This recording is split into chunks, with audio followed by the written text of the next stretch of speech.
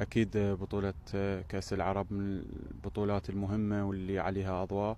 أكيد احنا كلاعبين إنه هاي البطولة مهمة، نظهر إمكانياتنا بهاي البطولة، نرفع اسم العراق أكيد بكل مباراة.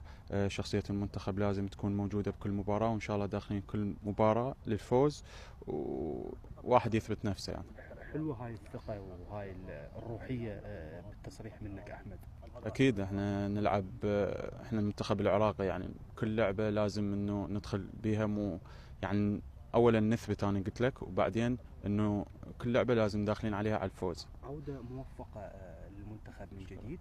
احكي لي عن شعورك أنت داخليا بهذا الشيء. اشكرك. اكيد المنتخب الوطني يعني شرف لكل لاعب، والكل لاعب يطمح له، وانا فرحان هوايه انه موجود بالمنتخب مع اخوتي اللاعبين. ان شاء الله نقدم شيء يليق باسم العراق واللاعبين اخوتي والكادر التدريبي. إذا أحمد، رسالتك للجمهور العراقي اللي هو دائما ما يكون داعم للمنتخب الوطني.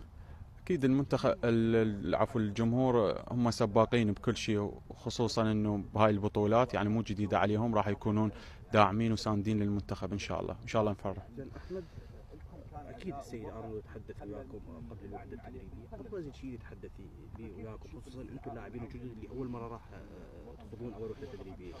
والله انت ما طول جيت للمنتخب، فانت من ضمن يعني اللي قال انه انت من ضمن العائله، وانت موجود بالمنتخب، وعليك انه تقدم نفسك اكثر، واكيد نطبق الواجبات اللي يقولها لنا.